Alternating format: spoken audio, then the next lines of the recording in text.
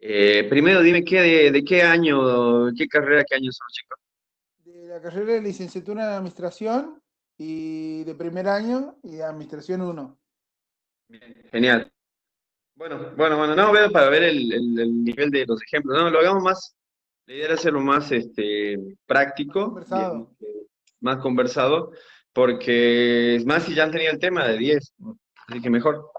Sí, Así sí, que sí. cuando digas, Pero bueno, me traigo un vaso de agua y dale, cuando digas. dale, dale.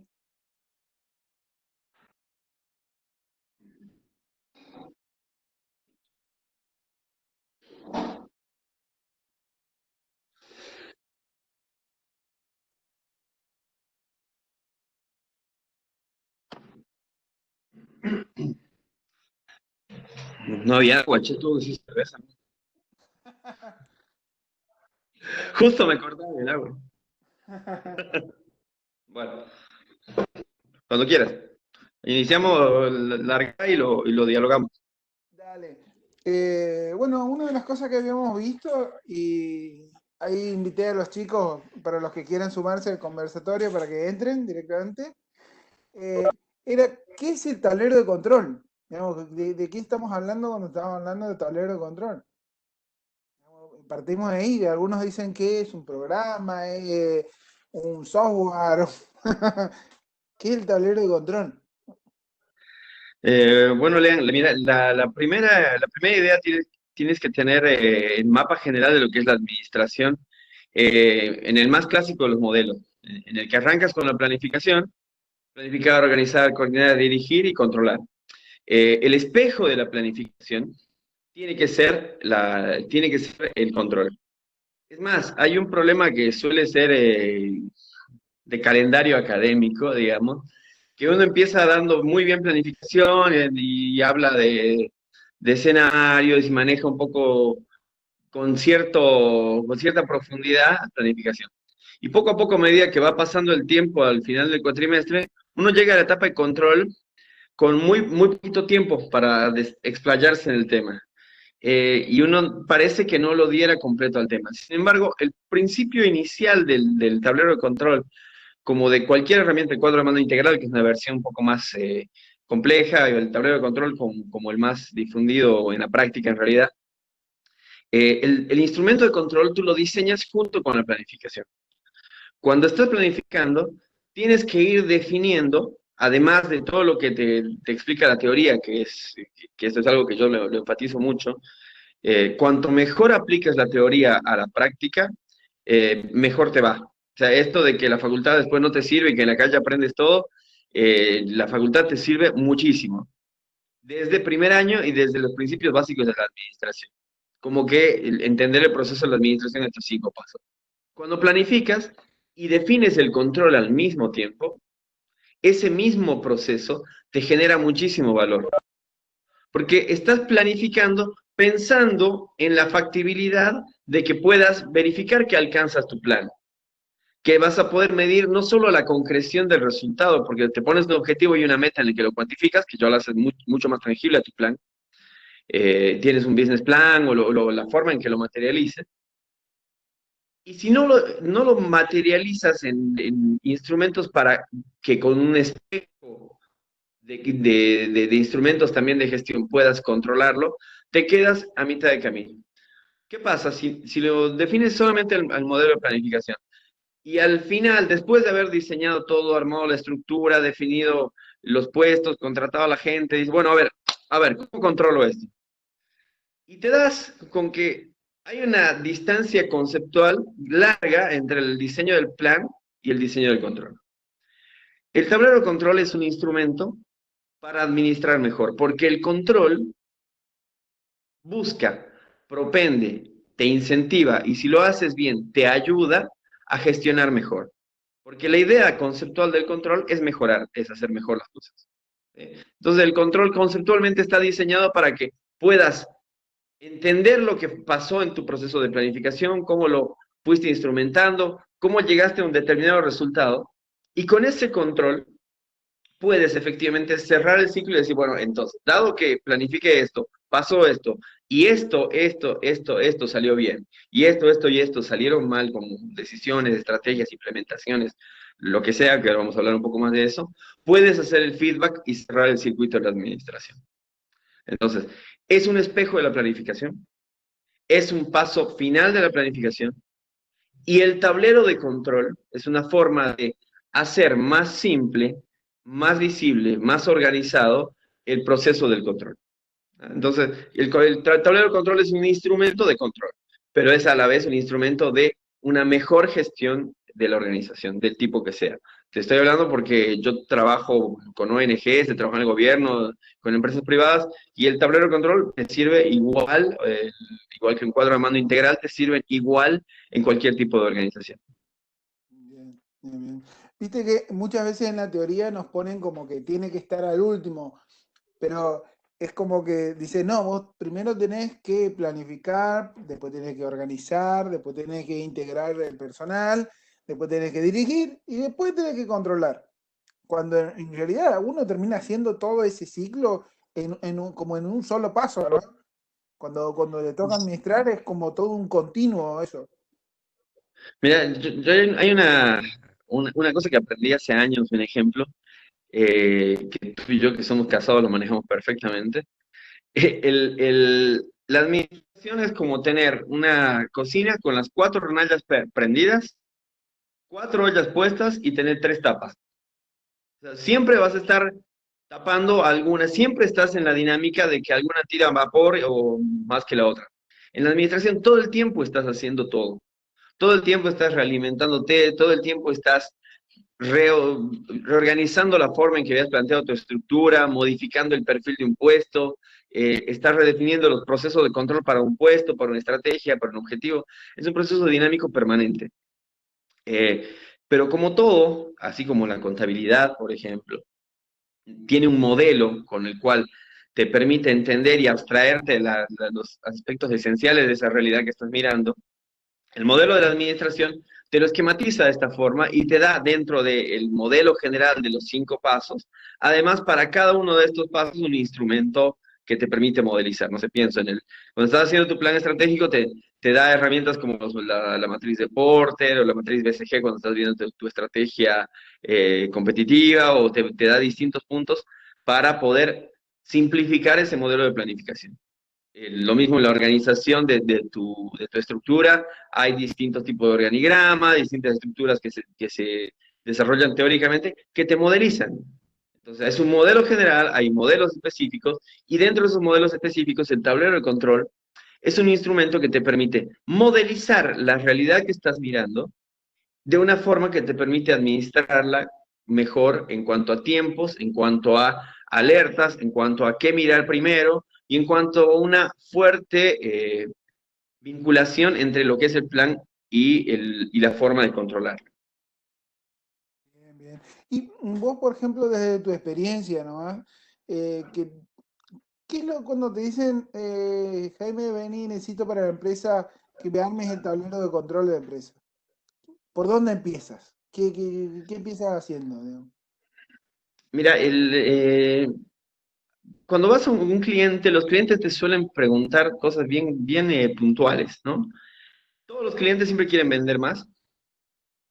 Todos los clientes, que estoy hablando de mi experiencia, ¿no? Quieren vender más, tienen problemas porque creen que les están robando en algún punto de sus finanzas o de su stock o que se les está echando a perder mercadería, tienen miedo con no poder controlar, tienen miedo con algo que les pasa, te pongo algo que pasa mucho en la pyme y mediana micro, e incluso en empresas medianas. eh, Llega fin de año y no saben primero cuánto pueden gastar en sus vacaciones, porque no saben si ganaron o perdieron. No saben si se pueden ir 10 días de vacaciones, porque no saben quién se va a quedar a cargo de controlar, porque nadie más que un grupo selecto de personas, o a veces una única persona, sabe cuáles son los procesos, los objetivos, las estrategias, la forma de implementar. Entonces, si te alejas, tienen miedo de irse 15 días a, no sé, a Brasil y que cuando vuelva haya un incendio en el negocio y que hayan caído clientes, proveedores y esté con problemas financieros con el banco y mil cosas más. Entonces, pasa mucho esto que te piden hacer un tablero de control porque necesito alguna sensación de que llevo yo la rienda y de no de que me esté llevando la realidad. En la práctica, cuando ves una empresa que quiere hacer un tablero de control, ya tiene algunos instrumentos de medición tradicionales. Y también en la práctica vas a ver que, todo estoy trabajando un paper sobre eso, que ya tiene indicadores sobre los temas que intuyen, perciben y a veces saben con mucha frecuencia, saben que son temas clave. Así te pongo un ejemplo. Cuando vas a una empresa te dice, quiero un tablero de control porque yo ya estuve diseñando algunos indicadores, por ejemplo, que es el tiempo de atención, te dicen. Yo estoy diseñando el tiempo de atención, una medición del tiempo de atención en cada una de las etapas del negocio, porque en el fondo están viendo que están demorando mucho, o que la competencia demora menos, o ven que sus clientes están insatisfechos, o ven todo aquello junto y ven mucha gente en el salón de ventas, o una fila larga que justo ahora que estamos en una situación particular de contexto, les preocupa porque nunca más van a poder tener una fila larga dentro del negocio, porque eso es algo que les cambió de golpe. Bueno, en cualquiera de estos escenarios ya tienen pensados algunos indicadores. Entonces, cuando te acercas y les preguntas, la parte clave, y aquí ya te empiezo a mezclar con otras materias, digamos, es hacer usar la técnica de los 5 por qué. Le pregunto, ¿por qué quieres medir la velocidad de atención? Bueno, porque veo que se forman muchas filas, te dice. Bueno, pero ¿por qué te preocupa que se formen muchas filas? Va al segundo por qué. Bueno, porque en realidad la gente se molesta y está... Bueno, pero ¿por qué se molesta la gente? Bueno, porque el tiempo que se está tomando es demasiado largo. Bueno, demasiado largo respecto a quién. Y dice, bueno, en realidad tardamos lo mínimo que se puede tardar, igual que la competencia, y tardan todos más o menos lo mismo. Pero igual la gente se molesta. Ok, hay formas razonables. ¿Por qué crees que puedes mejorar eso? Hay formas razonables por las que crees que este tiempo se puede mejorar. Y por ahí te dicen, mira, la verdad que hay una parte que es una autorización de que va vía online al fabricante, otro tiempo que es el tiempo mínimo de facturación. Yo si aumento un vendedor más y un cajero más, puedo mejorarlo, listo. Entonces tiene un parámetro inclusive de la respuesta. Pero cuando vas indagando, le dices, ahora, con la velocidad de atención y con pagar 2 sueldos más, ¿estás mejorando algo sustancial de fondo? Y él te pregunta, la gente va a estar menos molesta. Bueno, ¿por qué quieres que esté menos molesta? ¿Quieres que te sea más rentable, que te sea más fiel, que te compre más, que vuelva siempre o simplemente que no se vaya? Y cuando vas haciendo el por qué, te va describiendo lo que es su estrategia. Te pongo un ejemplo, porque esto lo he vivido vívidamente, te lo estoy contando por algo que lo he sufrido vívidamente con los clientes. Tenían esta obsesión con el tiempo, y cuando empezamos a hacer la medición de tiempos, primero hay que hacer, definir estándares, optimizar procesos, modificar el sistema de facturación, el sistema de las líneas de cajas, modificar el layout del local comercial, un montón de cosas. Y empezamos además, como necesitábamos indicadores, a medir el tiempo de cada uno de los vendedores por datos. Entonces empezó a bajar drásticamente el tiempo promedio de atención, porque como sabes, lo que controlas lo administras. Entonces, en cuanto controlaste el tiempo, los vendedores vendían más rápido. ¿Qué empezó a caer? La satisfacción del cliente. ¿Por qué? Porque a medida que hacías que el vendedor atienda más rápido, dejaba de prestar atención a la venta del cliente, dejaba de prestar atención a la relación que tenía con el cliente, y para ese tipo de negocio, en ese segmento que estaba trabajando, era más importante la relación con el cliente que la velocidad de atención. ¿Por qué? Te estoy hablando de un segmento de adultos mayores. A ver, yo te pongo un ejemplo. Cuando estás en la fila de un negocio y tienes un viejito jubilado que se sienta al lado tuyo o está en la fila de al lado, lo escuchas, conversa con el vendedor. Él no busca ir y salir volando normalmente. Él quiere una relación que alguien lo entienda, le escuche, le diga, mira, también necesito algo para mi nieto, y estoy preocupado porque no me llegó el medicamento, y estoy preocupado porque el médico no me atiende. Él te cuenta esas cosas. Entonces, cuando logras entender cuál es el objetivo principal, sabes qué vas a medir. Ahora, si mides el tiempo porque simplemente quieres medirlo, puede ser que con la medida y la solución que estás planteando estés yendo para el lado contrario de donde deberías ir. El tablero de comando lo que te permite es organizar no solamente los indicadores, sino darles una secuencia lógica que responda a lo que estaba en este punto, tu plan.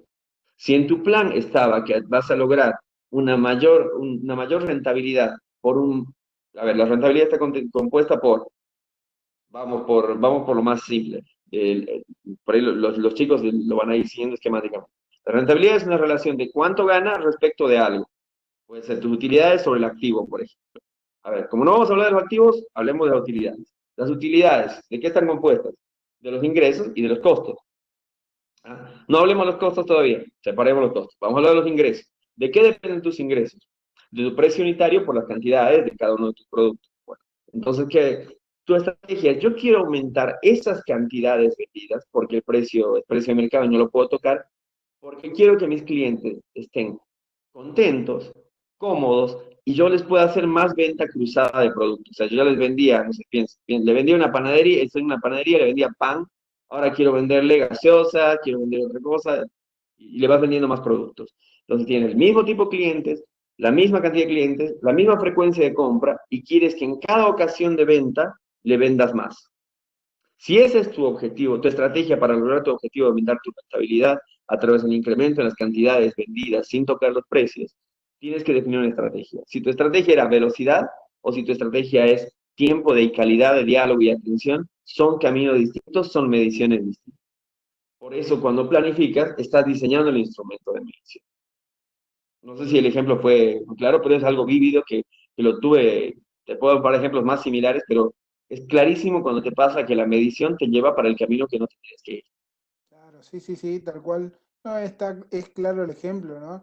Yo siempre, por ejemplo, en mi caso particular, siempre empiezo con un control, siempre pregunto, ¿y la satisfacción del cliente? ¿Hay encuestas, hay medición? ¿Cómo mide? Muchas veces todos quieren mejorar los tiempos, quieren que se hagan más servicios, quieren que se venden más, pero algo que no tienen medido es la satisfacción del cliente, si el cliente está satisfecho con el servicio. Y eso es clave para, te diría que hasta en algún momento vos te planteas al revés. Primero es cómo lo voy a controlar y después planteo el objetivo. En Sí, parte, porque mucho de la prioridad es súper administración, importante. muchas veces nos estamos diciendo, nos estamos planteando objetivos y después, cuando lo tenemos que hacer medible o cuando lo tenemos que hacer tangible al objetivo, es a donde empezamos a patinar, digamos. Y muchas veces pasa eso en la empresa y genera como un efecto de ceguera, ¿no?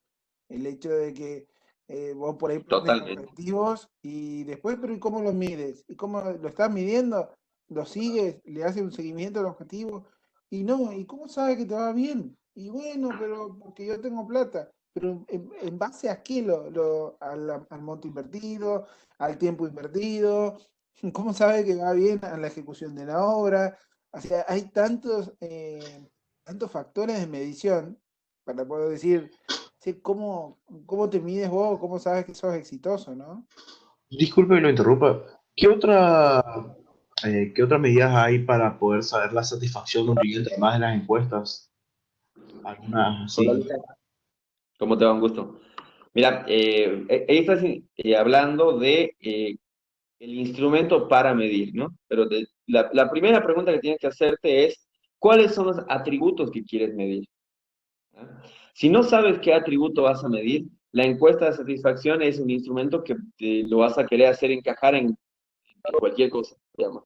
No necesariamente tienes que preguntarle a los usuarios si están contentos con lo que están recibiendo. ¿Por qué? Porque además el que esté satisfecho no necesariamente es bueno para ti. O sea, a ver, tienes que ver el costo marginal de lo que estás haciendo para que estés satisfecho. Te pongo un ejemplo. No sé, vengo de comer en una sanduichería, hace un ratito, ¿no? Si yo voy a esa sanduichería y esa sanduichería me ofrece eh, vieron como los carritos esos que están no sé si deben haber por allá también, que tienen 50 tipos de salsa, que tiene berenjena, salsa de todos los colores, entonces que tu sándwich puede tener todo eso. Ese atributo por el cual te están ofreciendo variedad va a hacer que yo valore en cuanto a cantidad, precio, fidelidad o cualquier otro atributo asimilable, que yo haga que compre más, pague más o vuelva más a ese negocio. te pongo un ejemplo, ese ejemplo porque lo acabo de ver y la verdad que el atributo de variedad de salsas para un sándwich, tengo de hecho un ex cliente hace unos años que hacía algo parecido con las empanadas, que tenía 45 variedades de empanadas, o sea, atún, berenjena, de lo que se te ocurra. Eh, y te hago la pregunta, ¿cuáles crees que son los tres aderezos que siempre usa la gente? Mayonesa, ketchup y sabor. Exacto. ¿Y cuáles crees que son las empanadas que compra la gente? Carne, Carne, jamón y jamón y queso queso. y choclo. Y carne, pollo, y, o sea, Sí, carne, mira, pollo y jamón y queso. todo tu gasto adicional en lograr que esté satisfecha la gente no te repercute en más ventas, en más fidelidad, en más, o sea, tu foco tendría que haber estado en tener una mejor calidad, por ejemplo, en esos productos o tener una velocidad mayor. Y de última, siempre estás buscando, si estamos hablando de una empresa privada, rentabilidad. Si por tener toda esa variedad de insumos para hacer las salsas o para hacer empanadas y no tienes rotación en la industria de alimentos, lo que tienes son mermas porque se te desperdicia, tienes que tirar mucho a la basura o donarlo en el mejor de los casos, pero igual no va a tu rentabilidad como positivo, va como pérdida.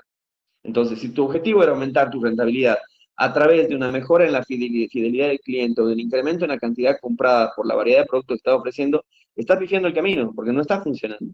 Estás gastando, estás tirando plata y no estás generando el atributo que necesariamente tienes que generar.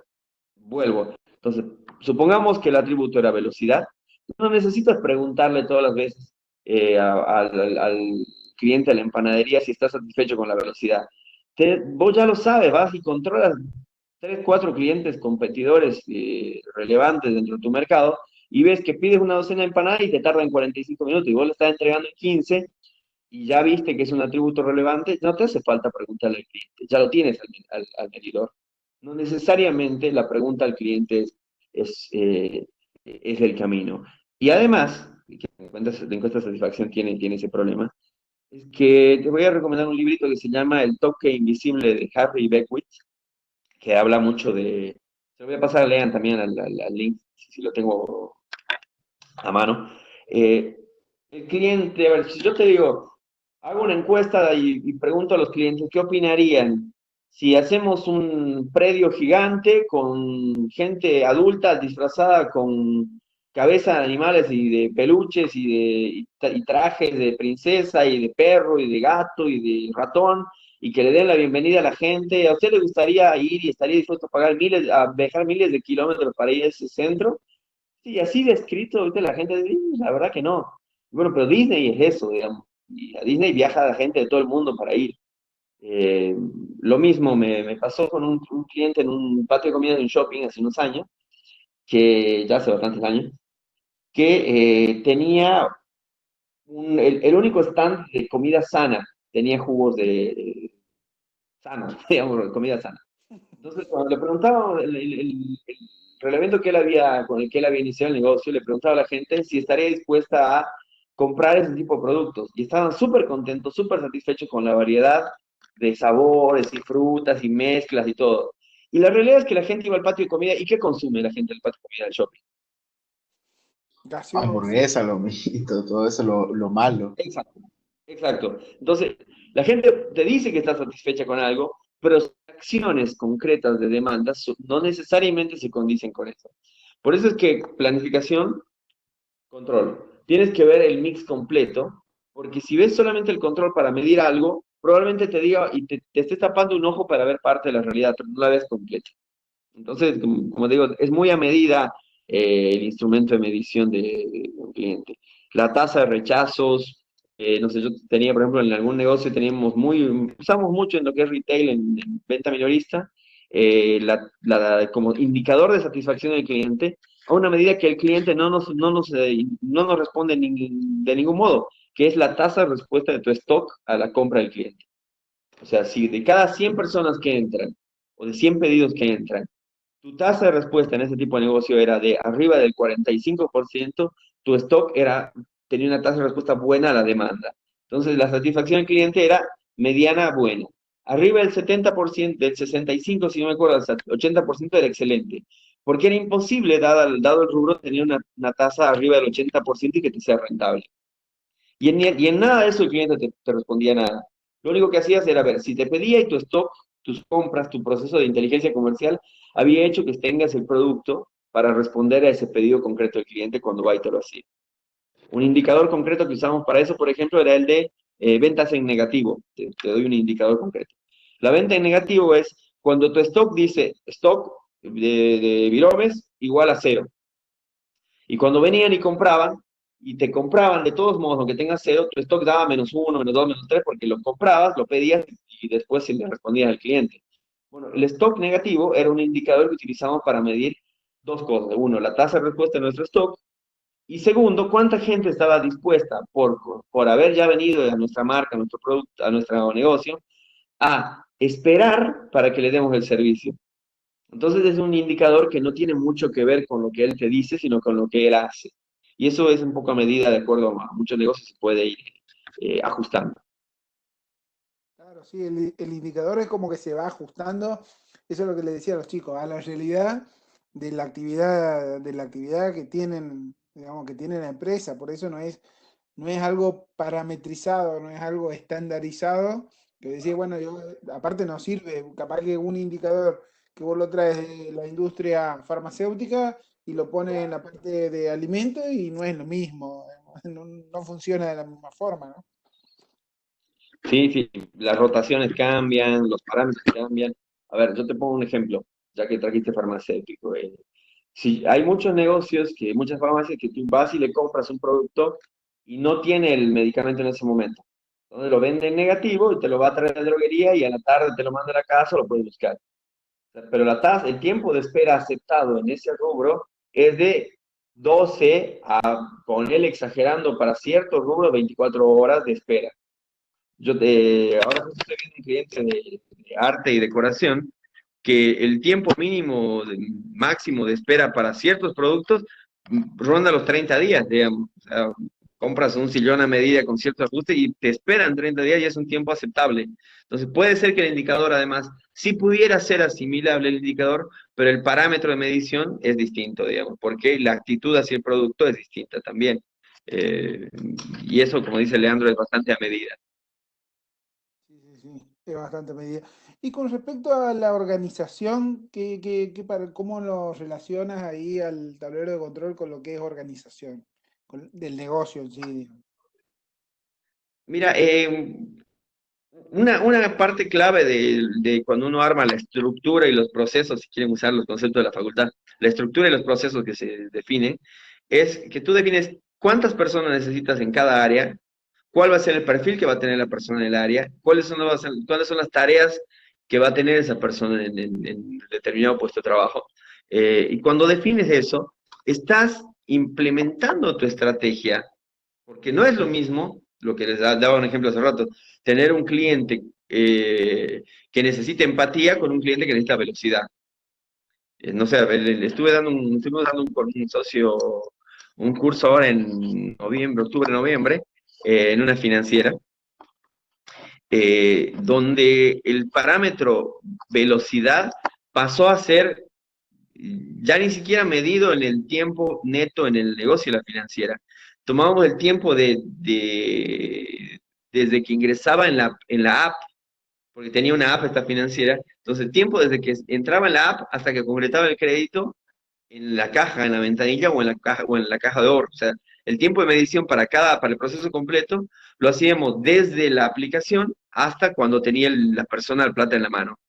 Entonces vos necesitabas un tipo de vendedores muy ávidos de velocidad, muy flexibles en cuanto a cómo responder por los canales digitales, muy veloces en cuanto a la tecnología de manejo de la computadora, que no es lo mismo, yo he trabajado en una financiera durante varios años, que un cliente que tiene otra lógica, que es el que va, presenta la carpeta, tienes que escanearle los documentos, subirle, no son los mismos, no es el mismo tipo de empleado que necesitas, no es el mismo tipo de relación con el cliente que tienes, porque el que va por canales digitales ni habla contigo. O sea, no tiene empatía física, no tiene mucho contacto, que es algo que se viene mucho ahora.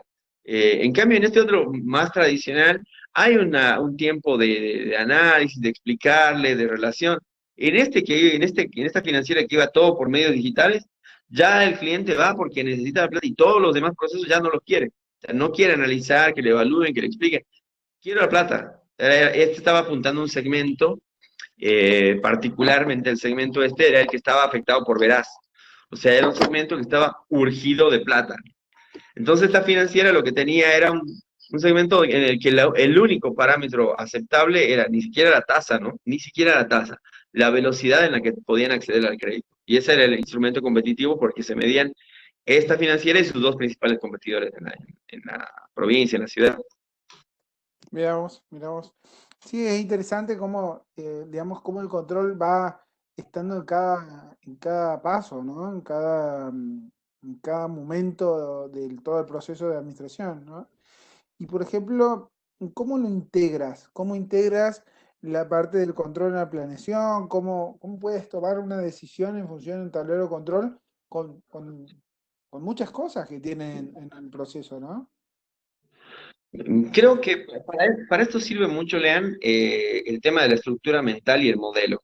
A ver, tenemos en la formación en ciencias económicas, los modelos más frecuentes, más comunes en los que nos tenemos que memorizar cosas son los modelos contables, ¿no? Cuando vas a contabilidad, tienes que aprenderte que hay un activo, un pasivo, un patrimonio neto, que unos se organizan de acuerdo a su liquidez, el otro de acuerdo a su exigibilidad, tienes un orden mental del plan de cuentas, tienes como una estructura mental, y cuando ves una empresa, por ejemplo, ves su estado contable y ese modelo más o menos te permite de una sola miradita tener una idea de cómo funciona, dónde están los activos, si tiene mucho líquido o no mucho líquido, si es una empresa de producción tendrá mucha plata en producción en proceso.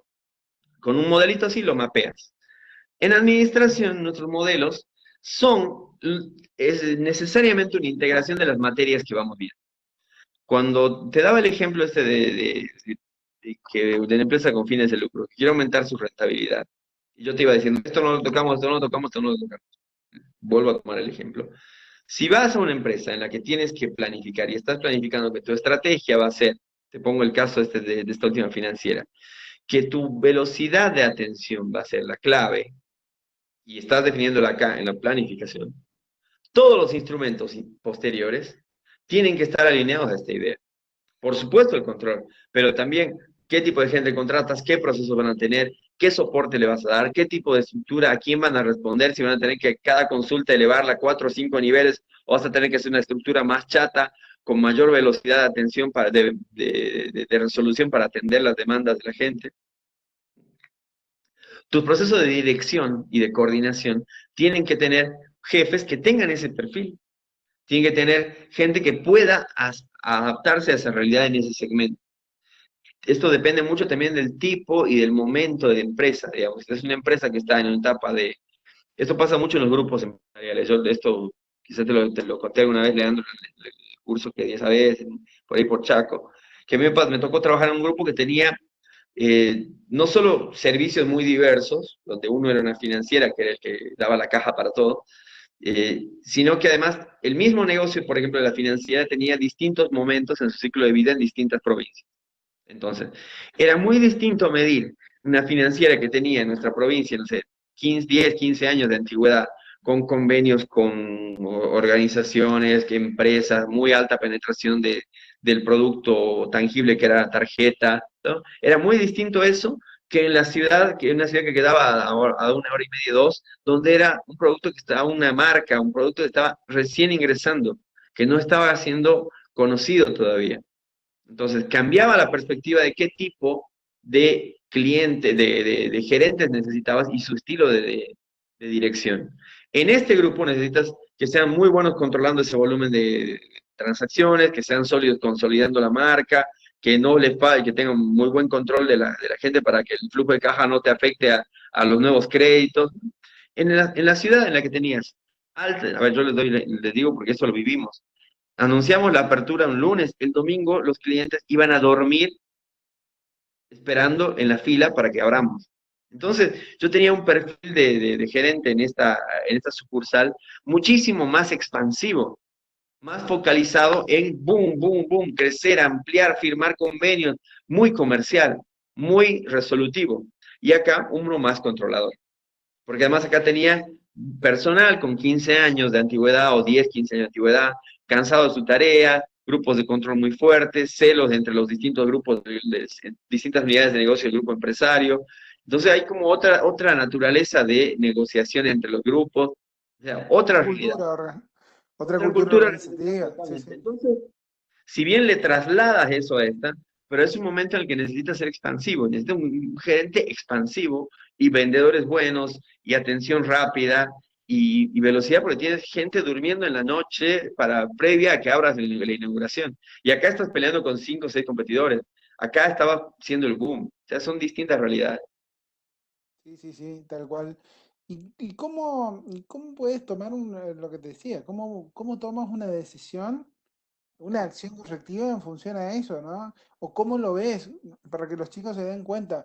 Eh, Porque todavía yo no sé si se imaginan cómo es un tablero de control en paper, en papel o en coso, para que puedan decir, bueno, tengo que corregir esto, tengo que corregir lo otro, tengo que cambiar esto, esto va alineado a mis objetivos. Porque Bien. todavía ¿Tiene está algún como muy ejemplo de lineal. tablero de control ahí? Justo estoy con el celo, así que no te puedo compartir, pero les voy a compartir un documento que trabajamos hace un tiempito y algunas filminas para que se las pueda mostrar. Pero si ustedes ponen en el Google ahora, pones tablero de control, balance, scorecard, imágenes para ver cómo se ve como un tablero o como el tablero del auto. Son muchos relojitos, muchos gráficos en los que vas viendo en distintos colores, ¿sí? Distintos colores, ¿cómo vas? Si estás, a ver, si tiene una media luna con una aguja que está en rojo, te marca en la zona roja, sabes que es una zona de alerta porque algo anda mal. Por ejemplo, si yo recién dije que mi intención era aumentar mis utilidades a través de un incremento de mis ingresos por ventas, por un aumento en las unidades vendidas a mis clientes actuales, que es toda esa estrategia, esa cadena que fui comentándoles hace un rato, y el indicador que dice ingreso por venta está en rojo, quiere decir que no estoy cumpliendo con el objetivo que me puse. Y quiere decir que yo cuando toque o haga clic sobre ese semáforo, se va a desplegar seguramente un desglose de qué es lo que estoy haciendo mal. Un tablero de control tiene que darte la posibilidad de que tengas un vistazo rápido de las principales variables y cuando lo vas abriendo, como que vas haciendo doble clic, zoom en cada una, vas viendo cuáles son los componentes en los cuales te puedes haber equivocado. Tienes que tener medición de cada cosa. Una podría ser, Lucas, sí podría ser la medición de la encuesta de satisfacción al cliente, por ejemplo. Si fuera el negocio que yo te decía, será la tasa de respuesta de tu stock, por ejemplo, o cualquier otra variable que pueda atenderse. El tiempo de permanencia, el ticket promedio del cliente, cuántas unidades compra por ocasión de venta, la frecuencia de visita a un cliente.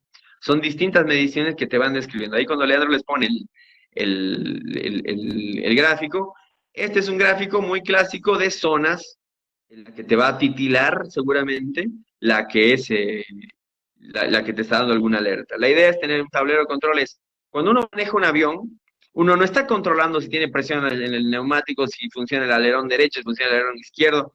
Todo está en los instrumentos. Cuando algo falla, se prende una alerta. Cuando va todo bien, está todo verde. Esto es parecido, digamos. Cuando abres en la mañana del lunes la computadora de tu negocio, o la miras en el celu si quieres trabajar el fin de semana, ves mapas y ves que algo está en rojo, te da una alerta. Y con esa alerta, una vez que vas entrando, vas viendo dentro de esto que fuiste describiendo, qué parte es la que puede andar mal.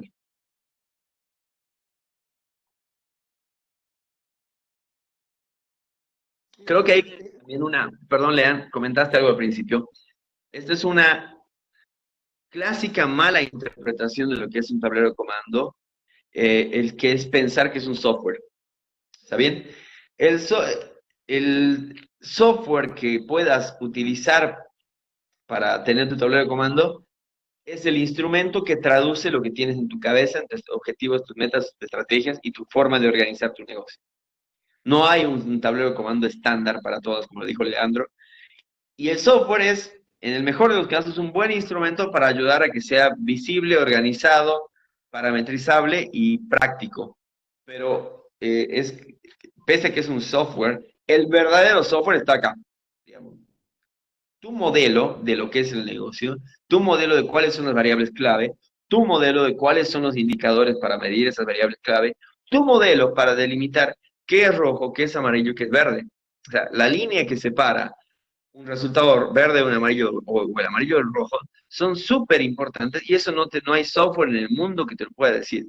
Porque un software en el mundo te puede decir que lo normal es que tus ventas estén históricamente, sean de 600 unidades por mes. Entonces vos puedes pensar, bueno, si es menos de 600, lo tomo como amarillo.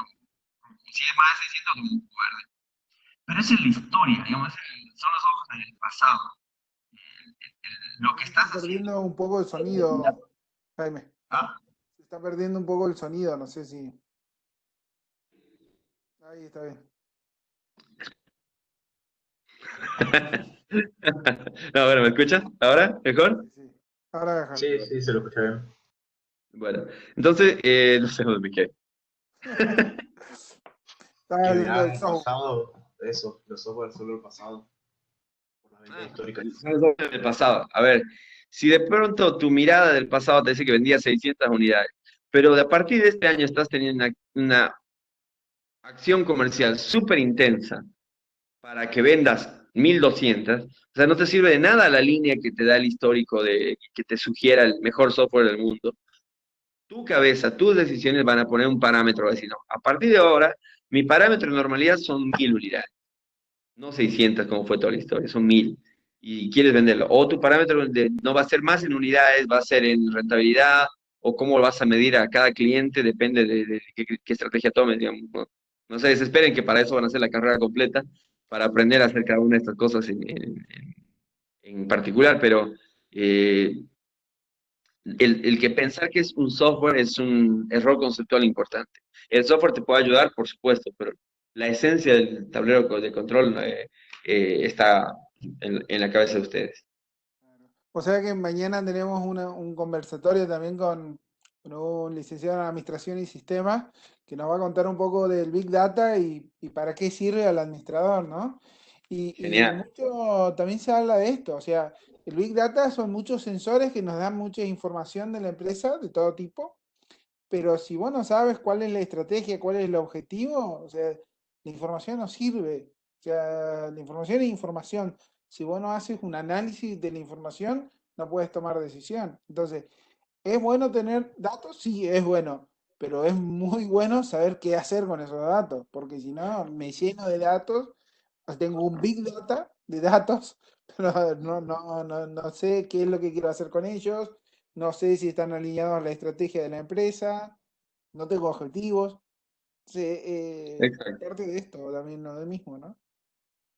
Exacto. Sí, es algo muy útil ver lo que van a ver en Big Data, pero ahí les digo lo que me pasa en la realidad.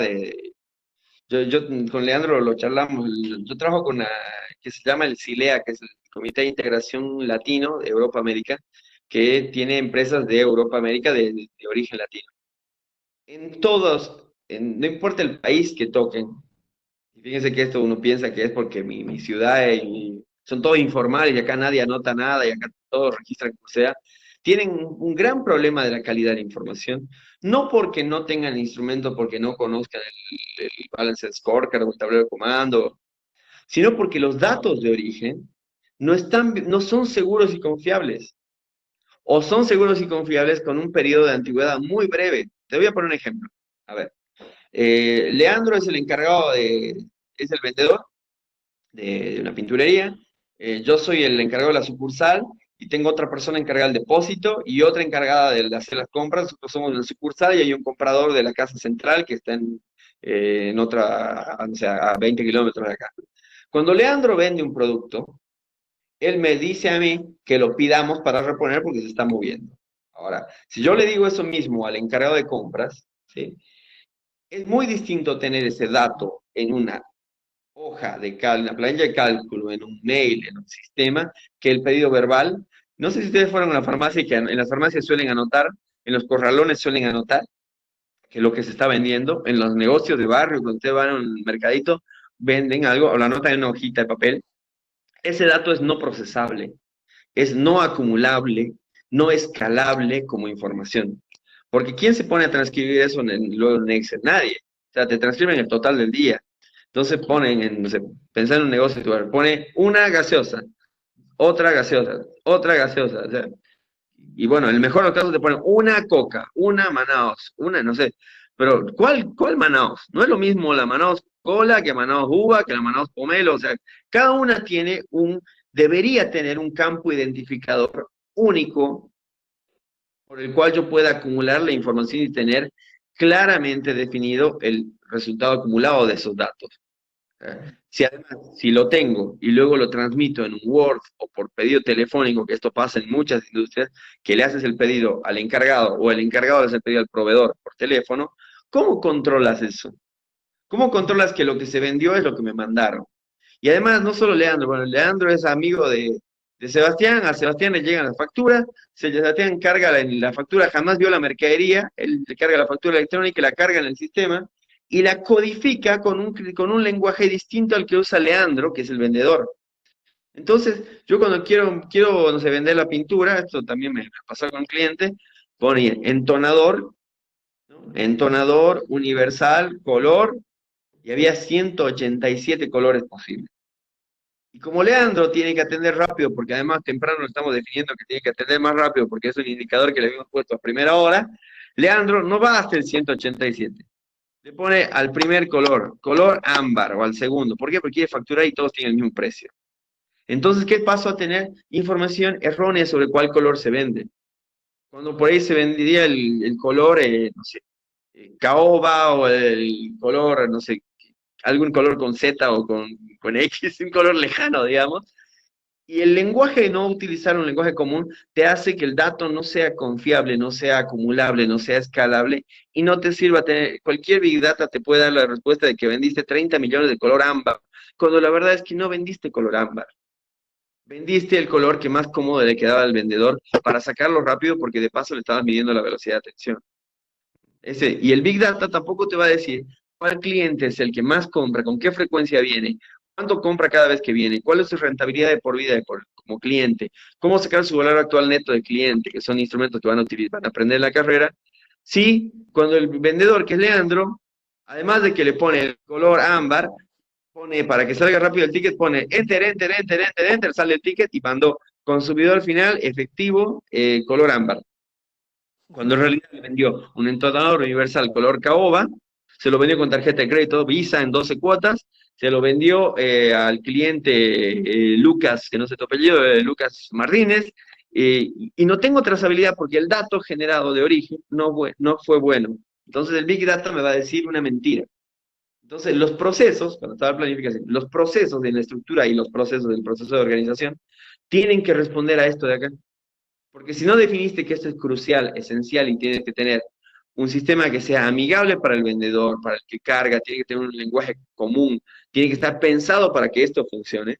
Cuando llegaste al control, el control sí te va a decir que vendiste entonador universal color ámbar. Y como ves que vendes muchísimo, vas a hacer un pedido al proveedor y vas a pedir un camión completo, un acoplado de color ámbar. ¿Y dónde va a quedar eso? Va a quedar en tu stock, en tu depósito, y dónde? En tus cuentas por pagar y te va a romper el ciclo financiero y por tener roto el ciclo financiero no vas a poder tener una rentabilidad más alta, que es uno de los primeros temas que habíamos tratado. Porque por vender algo bien vas a hacer algo mal y estás finalmente afectando tu rentabilidad por pagar altos costos de financiación, por ejemplo. Pero esto o sea, por ahí es mucha info para una charla, pero esto en la práctica, se los juro, pasa todo el tiempo. Sí, sí, es como que en todas partes, en todo momento, también hoy tiene el factor humano, ¿no? Lo que pasa es que también es cierto, y yo soy un impulsor mucho de la tecnología, es cada vez está el escáner, que vos escaneas el producto, que sale, que ya te dice cuál es, que es el color caoba, que ya te está con el código de cliente, ya sale todo el cliente. Hay mucho más mecanismos de automatización, hay inteligencia artificial. eh, yo todavía no sé qué vamos a hacer nosotros el día de mañana. Sí, hablando de inteligencia artificial, Microsoft, por ejemplo, leí que había despedido a todos los que hacían las noticias para ellos, cómo se diría, los periodistas, y puso una inteligencia artificial para que encuentre eso, Para que roben noticias, digamos. y algo por el estilo. Bueno, ahí tienen mano de obra barata. Tienen ex periodistas de Microsoft para que los pueden contratar para que hagan bien la codificación de los productos de su corralón. Pero es cierto cómo englobas. ¿Para qué te sirve la información esta del tablero de control? ¿Para qué? Bueno, ya está, ya tenemos todo, ya hemos tomado la decisión. Ahora, ¿qué hacemos con ella? ¿Para qué me sirve a mí como profesional la información del tablero de control, no? Justo usaste la palabra clave. Yo cuando empecé a dar este tema, pues yo daba en la cátedra práctica profesional. Yo creo que lo que diferencia la gestión profesional de la gestión no profesional, por usar un adjetivo no agresivo, eh, es el conocer las relaciones causa-efecto, ¿sí? Si yo muevo 25 variables para aumentar mi rentabilidad, por el costo, las ventas, hago promoción en los bancos, salgo a volantear, hago descuentos por pronto pago, hago descuento en el punto de venta, pongo una promotora, pongo un muñeco en la ruta haciendo, no sé, pongo todo a la vez, ¿no? Y no tengo control de cuál es la variable que está funcionando y cuál es la que solamente me insume costos, no es una gestión profesional. La gestión profesional es cuando tú tienes control entre las relaciones causa-efecto. Estás diciendo, si yo capacito a mis vendedores, para ir al último ejemplo, si yo capacito al encargado de hacer la carga en el sistema de los productos para que lo cargue en un lenguaje adecuado para el proveedor, pero también para el vendedor, estoy haciendo una gestión inteligente de optimizar el proceso de venta a través de un mejor proceso de back office, digamos, ¿no? Entonces, yo estoy midiendo un resultado de acuerdo a una estrategia que estoy siguiendo. Mi estrategia de recursos humanos va a tener una capacitación específica para este personal y que entiendan que su rol no es simplemente cargar facturas para que salgan rápido los pagos. Tienen además un valor agregado en el momento de la compra. Entonces, si estoy haciendo eso, estoy diciendo, con esta causa, estoy generando este efecto. Eso en el lenguaje de los negocios se llama estrategia. La estrategia no es otra cosa que una hipótesis de relaciones causa-efecto.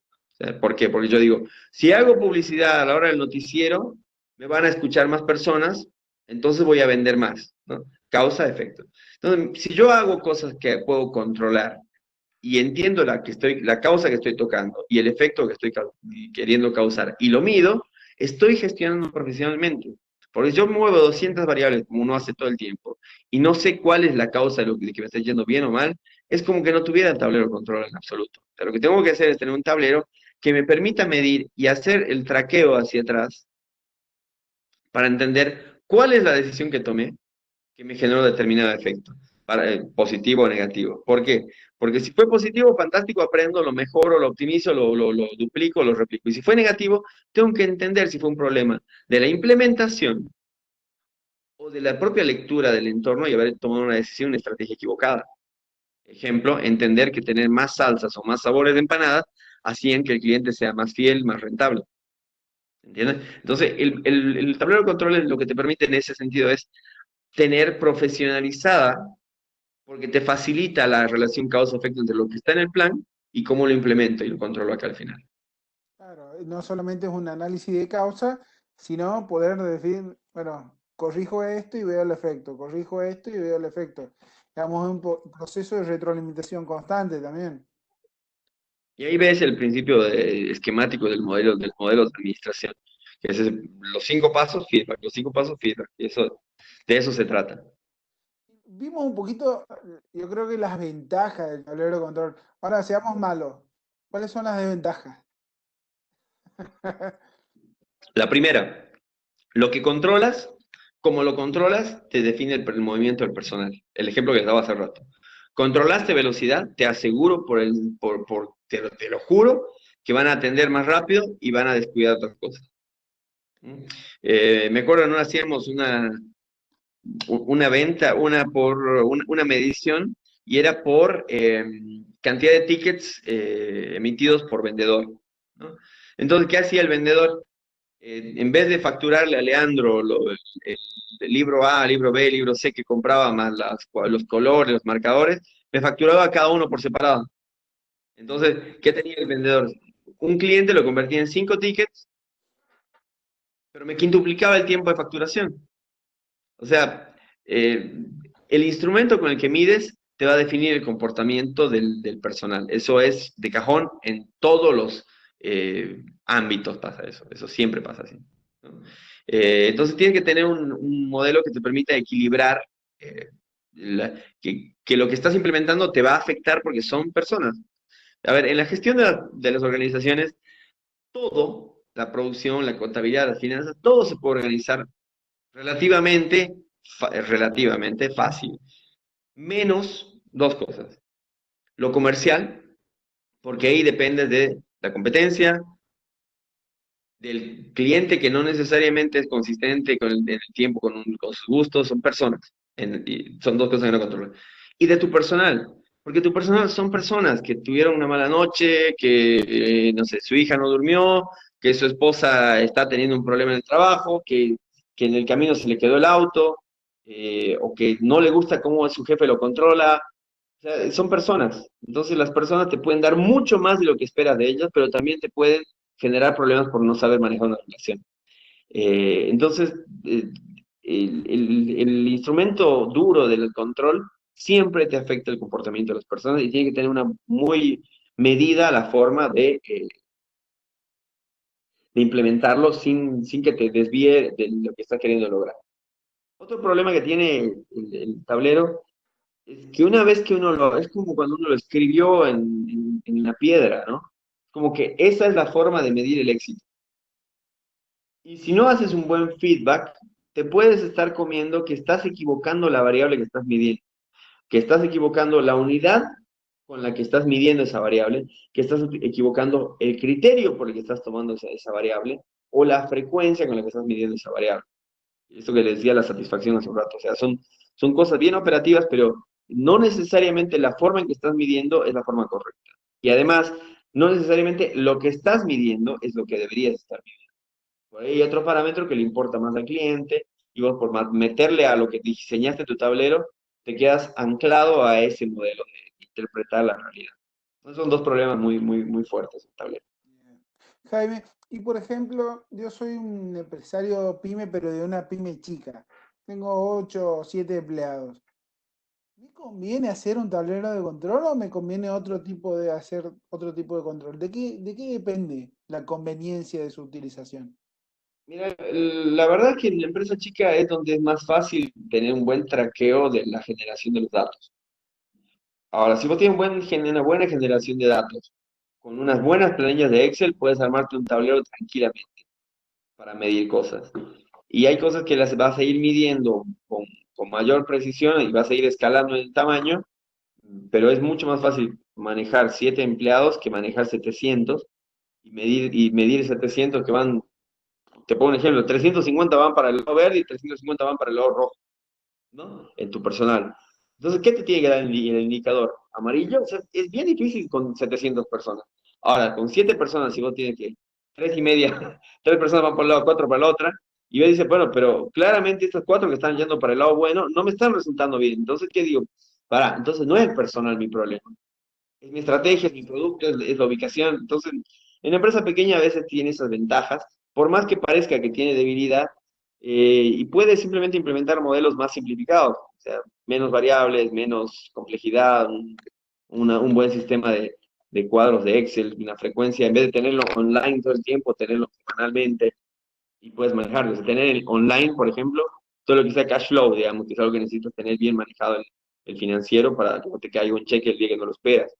Pero todo lo demás lo puedes tener con una frecuencia que, no sé, yo tengo, no sé, la primera vez que trabajé en un tablero de comando fue hace 10, 12, 2006, 14, 15 años, y lo querían todo online ya ahora, hace 15 años, digamos. Y algo online tiene una demanda de información y de recursos y de gente afectada a eso importante.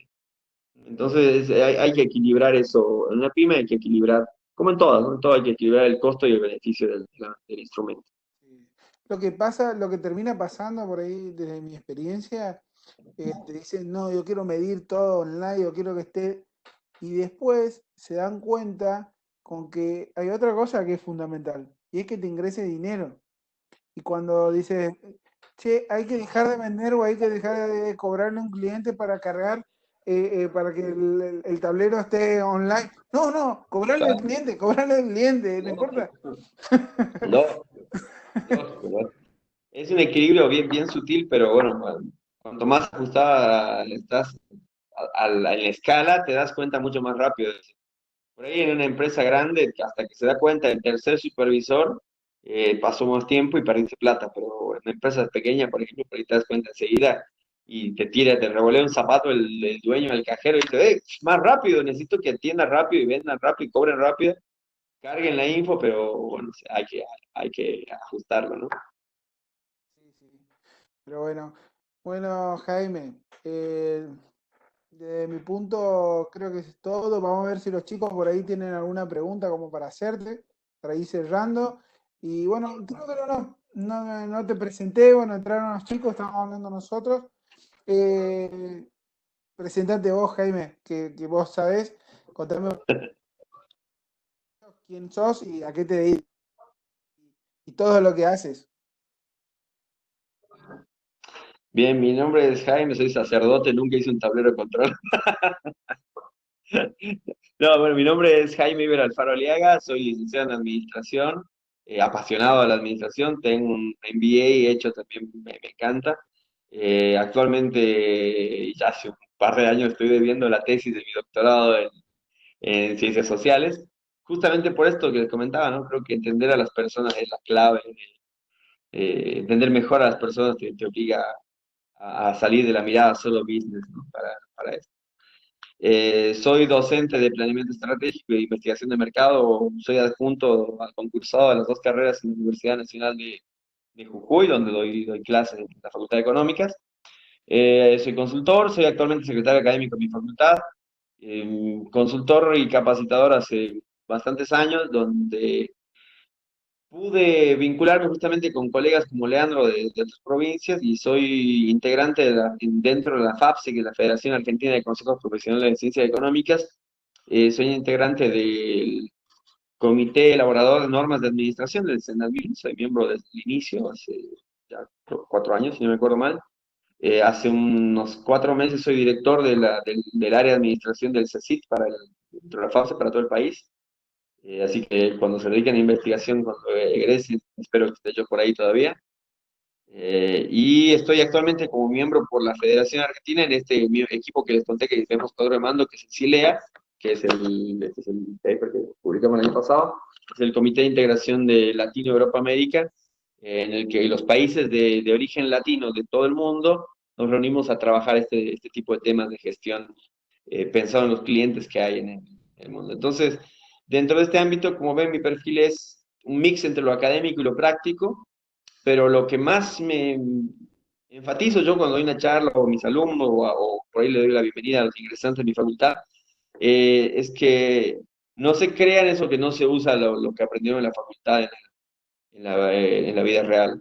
Es justamente al revés. O sea, yo sigo leyendo hoy mis libros de facultad y cada relectura te sirve para mapear mejor la realidad porque hay autores que han hecho esta abstracción y te ayuda para ampliar tu cabeza. Así que los invito a que vivan así la facultad y después los ejemplos los van a ir encontrando. Si son apasionados de la lectura, van a encontrar muchos autores, pero si les gusta la administración, lo van a disfrutar.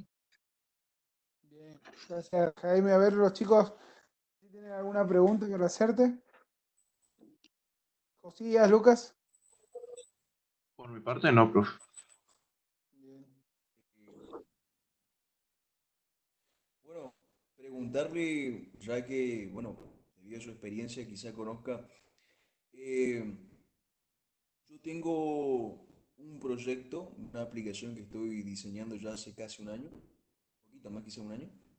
eh, y tengo un montón de información, un montón de datos, desde, no sé cómo yo medir a esos datos, cómo poder tenerlos, porque eso lo tiene en sí la aplicación y el ingeniero que lo está programando.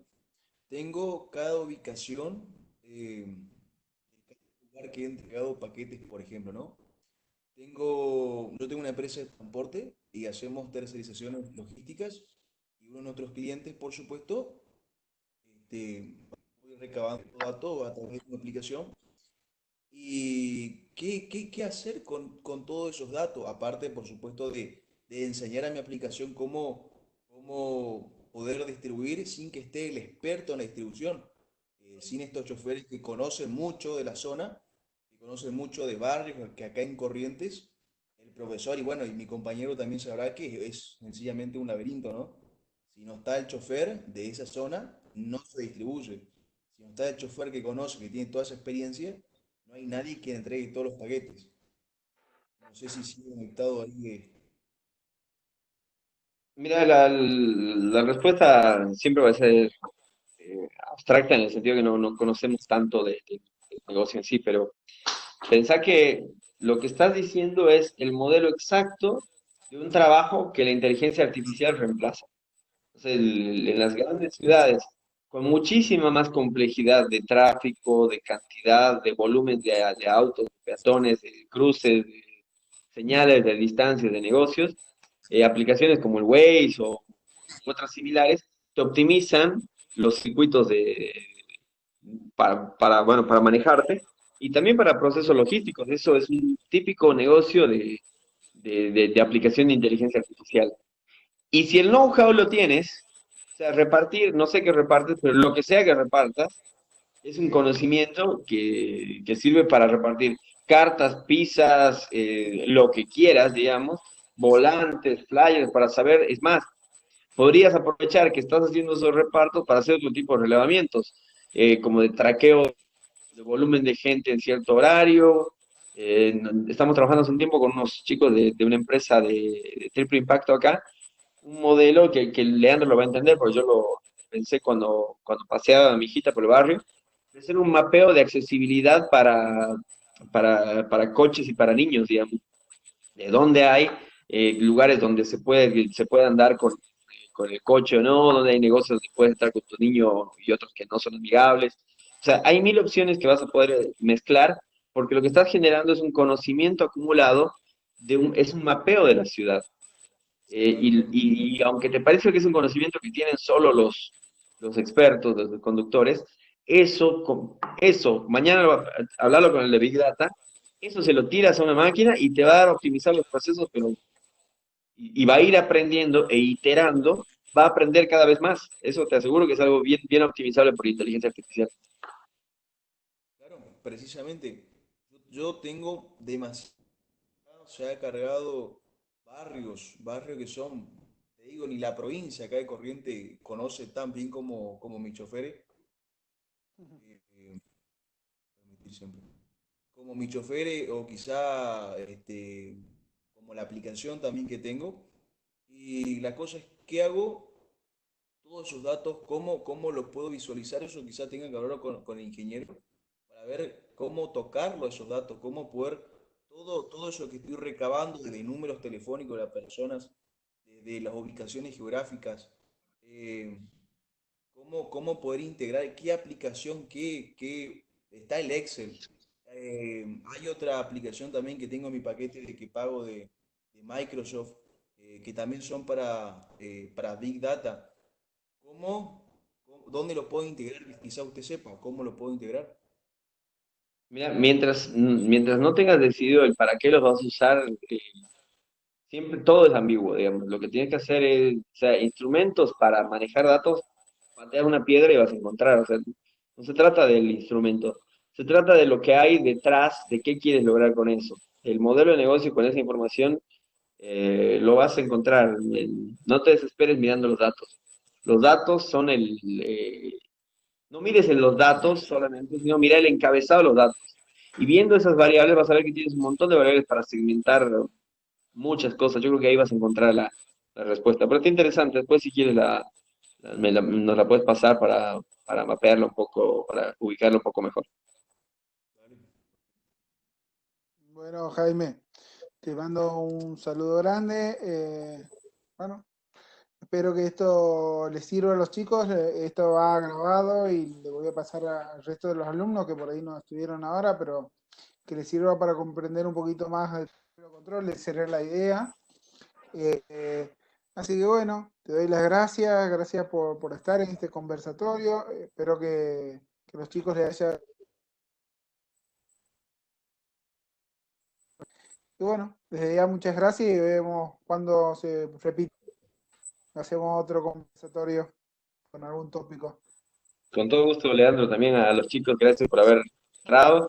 A los que lo vean luego, gracias por verlo. Un placer compartir siempre con amigos y a disposición para cuando puedas hacerlo de nuevo. Un placer. Dale. Nos vemos, Jaime. Muchísimas gracias. Nos vemos. Chao, hasta luego.